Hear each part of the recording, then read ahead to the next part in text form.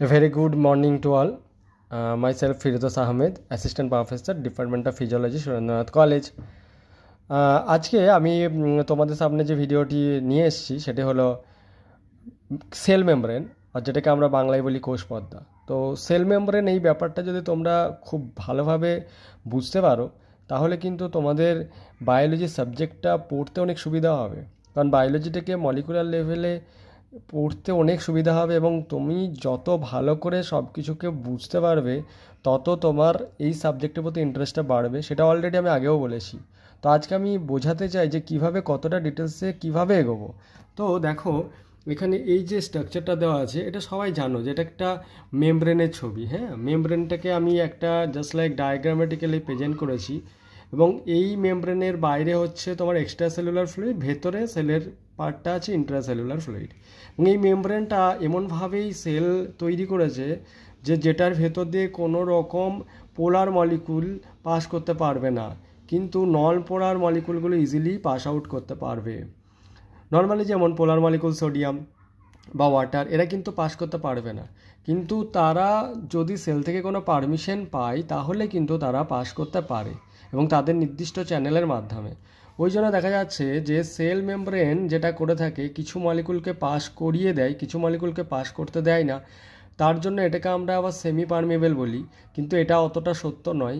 কারণ হচ্ছে যেটা আমরা ভাবছি পাস করতে দেওয়া হবে না, যেমন পোলার মলিকুল, কিন্তু দেখা যায় যে কিছু পোলার মলিকুল মেসেঞ্জার বা সেলের মধ্যে যদি কোনো মেসেজ আসে তাহলে কিন্তু পোলার মলিকুল পাস করতে পারে। তার মানে সেল যাকে চায় তাকে পাস করিয়ে দেয় এবং সেই যে ব্যাপারটা তৈরি হলো বলে এটাকে সিলেক্টিভলি পারমেবল মেমব্রেনও বলা হয়। আসলে এই পিকিউলার নেচারগুলোর পেছনে কিন্তু যেটার হাত আছে সেটা হচ্ছে এই কম্পোনেন্টসগুলো। কারণ আমরা দেখতে পাচ্ছি মেমব্রেনের মধ্যে যেগুলো রাউন্ড আর স্টিক আছে দুটো করে, এটাই হচ্ছে লিপিড। আর তার পাশে আমি কতকগুলো প্রোটিনকে প্রেজেন্ট করেছি, কারণ প্রোটিনের আবার আলাদা ফাংশনিং আছে। তার মানে এই চ্যানেল প্রোটিনটা থাকার জন্যই সে অ্যালাউ করছে পোলার মলিকুলকে। আবার এই মেমব্রেন যেটা লিপিডের লিফলেট আছে সেটা থাকার জন্য পোলার মলিকুলকে প্রিভেন্ট করছে। তখন মেমব্রেনের যেই পিকিউলার নেচার, সেই নেচারের পেছনে কিন্তু এই কম্পোনেন্টসগুলোর ইনভলভমেন্ট আছে। আমরা তো এইটুকু জাস্ট পড়লেই তো হয়ে গেল না যে মেমব্রেনের মধ্যে লিপিড আছে, লিপিডের মধ্যে ডিফারেন্ট টাইপস অফ লিপিডস আছে, প্রোটিন আছে, তার মধ্যে ডিফারেন্ট টাইপস অফ প্রোটিন আছে, ডিফারেন্ট টাইপস অফ প্রোটিনের ইন্ডিভিজুয়াল ফাংশনস আছে। সেগুলো ঠিক আছে, অবশ্যই আস্তে আস্তে জানতে হবে। ওই জন্য আমি এত কম্পোনেন্টসকে তো একসাথে বলা পসিবল না, ওই জন্য আমি এতগুলোর মধ্যে থেকে যে কোনো একটা কম্পোনেন্টসকে ব্যাখ্যা করেছি। ঠিক আছে, তো এর মধ্যে আমি যদি একটা কম্পোনেন্টসকে বের করে আনি, মানে একটা কম্পোনেন্টস বলতে এখানে যেগুলো আছে আঁকা সেগুলো হচ্ছে ফসফোলিপিড। তা আমি এই একটা ফসফোলিপিডের মধ্যে স্পেশালি ফোকাস করতে চাইছি গ্লিসারোফসফোলিপিড, কারণ ফসফোলিপিড এখানে বিভিন্ন ধরনের হতে পারে। আমি এখানে গ্লিসারোফসফোলিপিডকে স্পেশালাইজডভাবে দেখাতে চাইছি। যেটা একটা গ্লিসারোফসফোলিপিড যদি হয় তাহলে আমরা দেখতে পাচ্ছি এর দুটো পার্ট, একটা রাউন্ড শেপ আর একটা দুটো স্টিকি পার্ট। এই রাউন্ড শেপের মধ্যে আসলে দুটো পার্ট ঢুকে আছে, একটা ফসফেট একটা গ্লিসারল। কারণ এই গ্লিসারলটাই মেন, কারণ গ্লিসারল হোল্ড করে এই ফসফেটকে আর এই দুটো ফ্যাটি অ্যাসিডকে হোল্ড করে, দিয়ে আলটিমেটলি গ্লিসারোফসফোলিপিড তৈরি করে। তাহলে কেন এটা গ্লিসারোফসফোলিপিড? যেহেতু এর মধ্যে গ্লিসারল আছে অ্যালকোহল হিসাবে, আর ফসফেট আছে, আর তার সাথে দুটো ফ্যাটি অ্যাসিড অ্যাটাচ আছে। এইভাবে কিন্তু গ্লিসারোফসফোলিপিড তৈরি হচ্ছে এবং যাদের হিউজ আর লট অফ ফাংশন সেল মেমব্রেনের ক্ষেত্রে। এবারে আমি দেখাচ্ছি যে কিভাবে ঘটনাটা ঘটছে। এটা হচ্ছে জেনুইন গ্লিসারল স্ট্রাকচার, অর্থাৎ আমরা কিন্তু এই ডায়াগ্রামটাকে কিন্তু এইভাবে আমি আসলে ব্রেক করে করে দেখাচ্ছি। তাহলে এটা একটা গ্লিসারল, এই গ্লিসারলের তিনটে ওয়েজ গ্রুপ আছে, ক্লিয়ারলি দেখতে পাচ্ছি। এই তিনটে ওয়েজ গ্রুপের মধ্যে দেখা যাচ্ছে যে তিনটে ওয়েজ গ্রুপেরই ইনভলভমেন্ট আছে। একটা ওয়েজ গ্রুপের সঙ্গে একটা ফ্যাটি অ্যাসিড বাইন্ড করেছে যেটা এফএ লেখা আছে, আর একটা ওয়েজ গ্রুপের সঙ্গে আর একটা ফ্যাটি অ্যাসিড বাইন্ড করেছে যেটাকে এফএ দিয়ে ইন্ডিকেট করেছি, আর একটা ওয়েজ গ্রুপের সঙ্গে ফসফেট গ্রুপ অ্যাটাচ হয়েছে। আলটিমেটলি একটা জেনারেলাইজ ফসফোলিপিডের স্ট্রাকচার তৈরি হয়েছে। অর্থাৎ আমরা এটুকু বুঝতে পারছি জেনারেলাইজ ফসফোলিপিডের স্ট্রাকচারে একটা গ্লিসারল আর দুটো ফ্যাটি অ্যাসিড একটা ফসফেট থাকবে, কিন্তু এর পরেও কিন্তু এই ফসফোলিপিডের একটু ডাইভার্সিটি আছে। কিভাবে? কারণ হলো এই যে ফ্যাটি অ্যাসিডটা, এই ফ্যাটি অ্যাসিডটা আর তার সাথে এই যে গ্লিসারল টোটালটা, এটা হচ্ছে একটা জেনারেলাইজড ফরম্যাট অফ গ্লিসারোফসফোলিপিড। কিন্তু এই ফসফেটের সঙ্গে কোনো অ্যাডিশন যদি হয় কোনো গ্রুপ, তাহলেই কিন্তু ফসফোলিপিডের বা গ্লিসারোফসফোলিপিডের ডাইভার্সিটি তৈরি হবে। অর্থাৎ এখানে যদি দেখা যায় কোলিন যুক্ত হয়ে যায় তখন এই পুরোটার নাম হয়ে যায় ফসফাটিডাইল কোলিন। যদি এখানে সেরিন চলে আসে পুরোটার নাম হয়ে যায় ফসফাটিডাইল সেরিন। যদি এখানে ইথানালামাইন চলে আসে পুরোটার নাম হয়ে যায় ফসফাটিডাইল ইথানালামাইন। এইভাবে আমরা দেখতে পাই গ্লিসারোফসফোলিপিড ডাইভার্সিটি। তখন আমি এইটুকুই বোঝাতে চাইছি যে যারা 11-12 আপাতত লিপিডটা পড়ে এসছো শুধু জানতে যে এগুলো লিপিড, কিন্তু আমি আজকে বোঝালাম যে লিপিডের মধ্যে এগুলো ফসফোলিপিড। আবার এটাও বোঝালাম ফসফোলিপিডের মধ্যে ভ্যারিয়েশন আছে।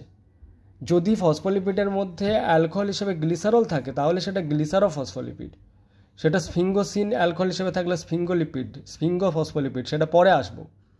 তার মানে আমি একটা জিনিস বোঝাতে চাইলাম যে ফসফোলিপিডের মধ্যেও একটা ফসফোলিপিডকে আমরা কত ডিটেলসে পড়তে পারি এবং এর ডাইভার্সিটি বা ডাইভার্স ফাংশনগুলো আমি পরে আসবো।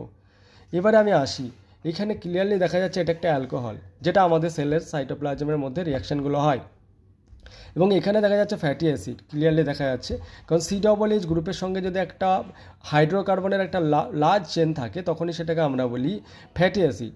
এবং এই লার্জ চেন বা আর গ্রুপের মধ্যে যদি কোনো ডাবল আর ট্রিপল বন্ড না থাকে তাহলে এটাকে স্যাচুরেটেড ফ্যাটি অ্যাসিড বলি। এটাকে যদি আমি ব্রেক করে দেখাতাম যে এর মধ্যে কোনো রকম ডাবল আর ট্রিপল বন্ড নেই।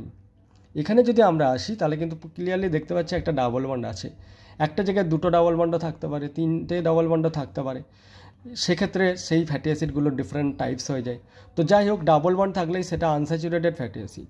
তো নর্মালি আমার যেটা উদ্দেশ্য ছিল এই যে গ্লিসারল তার যে 3টে OH গ্রুপ, একটা OH গ্রুপকে আমি অকুপাইড করে দেখিয়েছি যে একটা OH গ্রুপের সঙ্গে একটা ফ্যাটি অ্যাসিডের ACOOH, এই OH-এর সাথে এর H একটা জল বেরিয়ে গেল, তার মানে একটা ফ্যাটি অ্যাসিড এখানেই আলটিমেটলি অ্যাটাচ হলো একটা জল বেরিয়ে।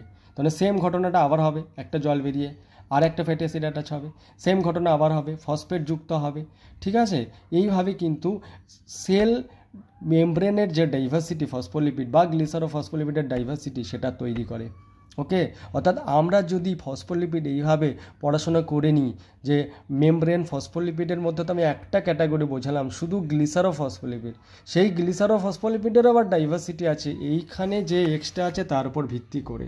তার মানে আমি আজকে যেটা বোঝাতে চাইলাম যে এই মেমব্রেনের মধ্যে কতটা ডিটেলস হতে পারে, এখানে যে বিভিন্ন সেটগুলো করা আছে, অর্থাৎ আমি এখানে ডিফারেন্ট টাইপস অফ গ্লিসারোফসফোলিপিডকে বোঝাতে চেয়েছি।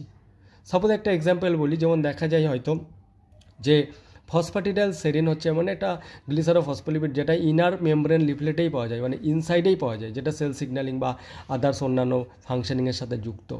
আবার দেখা যায় যে হয়তো স্ফিঙ্গো ফসফোলিপিড, ওকে, মানে সেটা আবার দেখা যায় হয়তো বাইরে আছে, সেটা অনলি বাইরেই মেজরিটি বেশি। তো এইভাবে ডাইভার্সিটি লিপিডের যে ডিস্ট্রিবিউশন সেগুলো কিন্তু দুটো লিফলেটে একইভাবে নেই, সেগুলো আমি পরে বলবো। আমি এটুকু বোঝাতে চাইলাম যে আমাদের প্রত্যেকটা কম্পোনেন্টসকে এভাবে ভালো করে পড়তে হবে, যে আজকে আমরা জানলাম গ্লিসারোফসফোলিপিড, পরের দিন আমরা আদার্স ফসফোলিপিড সম্বন্ধে জানবো, পরের দিন আমরা প্রোটিনের ডাইভার্সিটি সম্বন্ধে জানবো, প্রত্যেকটার ইন্ডিভিজুয়াল ফাংশন সম্বন্ধে জানবো। এইভাবে যদি কেউ পড়াশোনা করে নিতে পারে তার ক্ষেত্রে CSI নেট বা গেট বা সেট বা SSC যে কোনো ধরনের এক্সাম ইজিলি ক্লিয়ার করা পসিবল। তো যাই হোক, আমি আজকে এই ভিডিওটা এই জন্যই করলাম যে এতটা ডেপথে গিয়ে আমাদের পড়াশোনা করতে হবে, ভালো লাগবে, ইন্টারেস্ট পাবে, এবং ইন ফিউচার এগুলো অ্যাপ্লাইড জায়গাতে যাবে, মানে অন্যান্য জিনিস তোমার বুঝতে সুবিধা হবে। ওকে, তো thank you for watching this video. যদি তোমাদের মনে হয় যে এই ভিডিওগুলো হেল্পফুল মনে হচ্ছে, ঠিক আছে, তাহলে অবশ্যই সাবস্ক্রাইব করে দেবে, আর আশা করছি ভালো হবে সবার জন্য। হ্যাঁ, তো যাই হোক, থ্যাংক ইউ।